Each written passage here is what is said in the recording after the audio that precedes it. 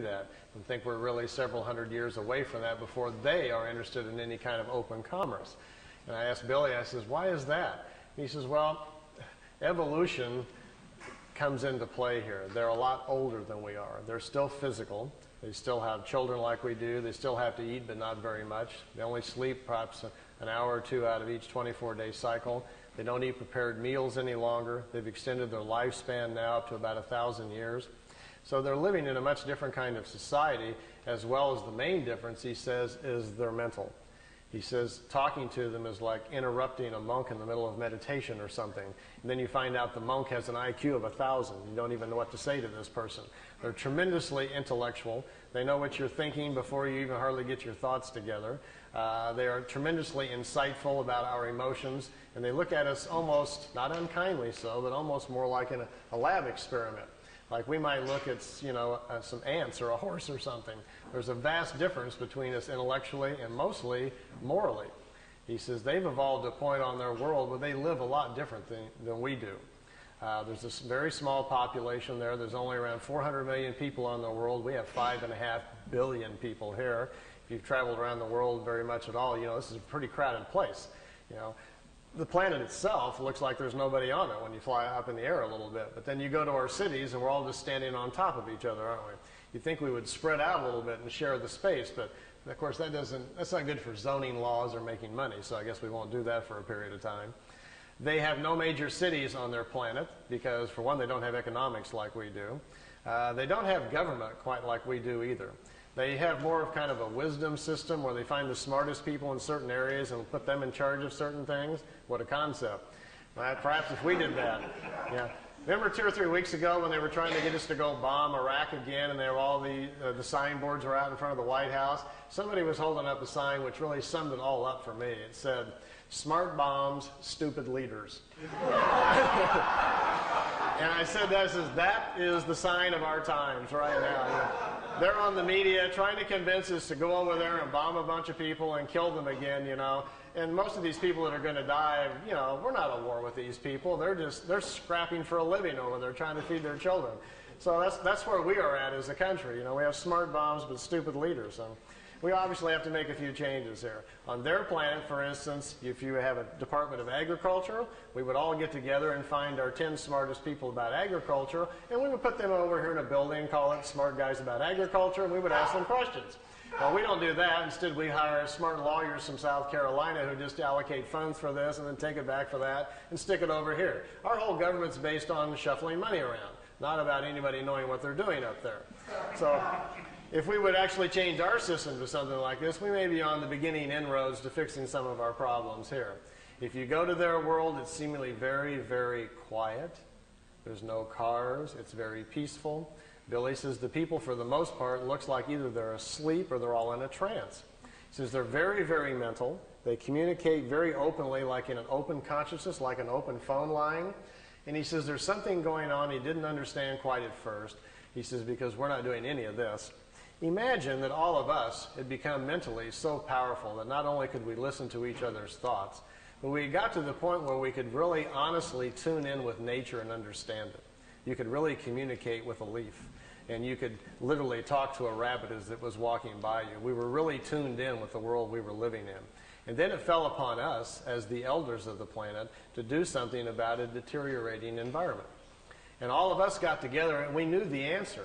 We knew if we took part of our mental force and projected it into the atmosphere, we could not only clean it up, but we could put an energy into the atmosphere which would help all the creatures in nature. Everybody would live longer.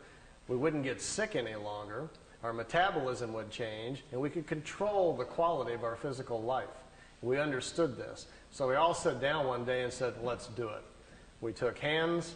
We charged our minds up. We got into a higher self as high as we could, and we charged the atmosphere up, and it changed all the life on the planet. People quit getting sick. People quit being emotionally unhappy. It stabilized the planet. The food started changing so that when you ate a small pear or a peach, you no longer got hungry. You didn't need to sleep as much because there's available energy to everyone. Everyone could tune into it to become educated. There was no need for schools. All we had to do was teach our children to sit down and tap into this consciousness, and all of the knowledge of the elders would be available to them. This is how they're living on their world. And they protect this mental environment. They don't let people from other worlds come and interrupt it and upset it.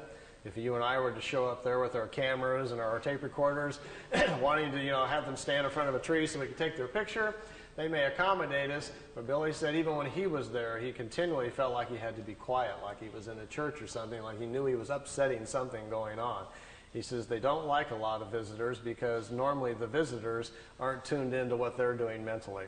And it's looked upon like a virus or a sickness in the atmosphere when lower life forms come to visit. I told Billy, I says, but I thought they'd ask you on a couple of times if you'd like to come back and live there.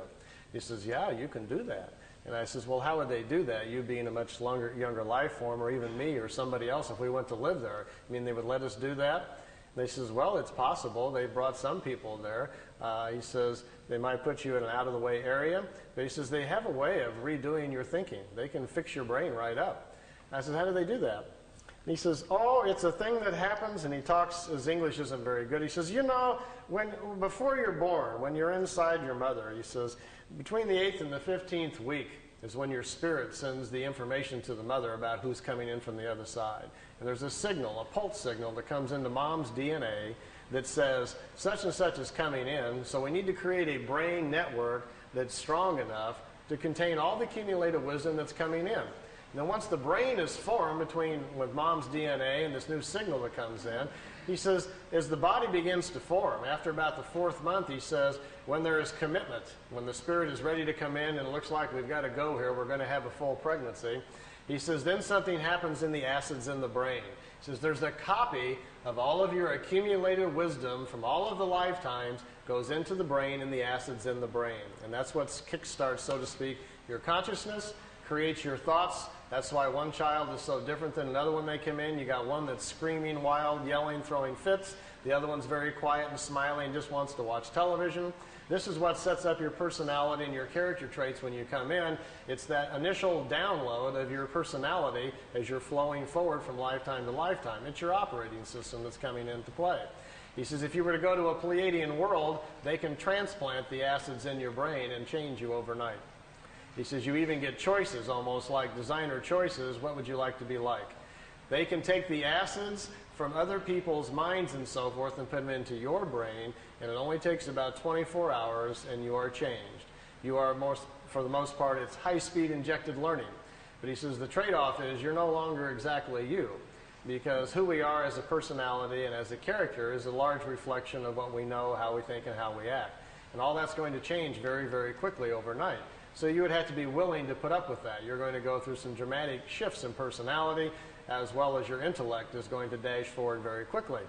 So usually what they do is they kind of like pick out the style that you need. If you're a scientific person, lean that way. If you're a more nature person, whatever it is you might be leaning towards, they can give you these kind of injections, so to speak, slowly over a period of a few weeks and very gently change you into a different person. You get up to their speed mentally.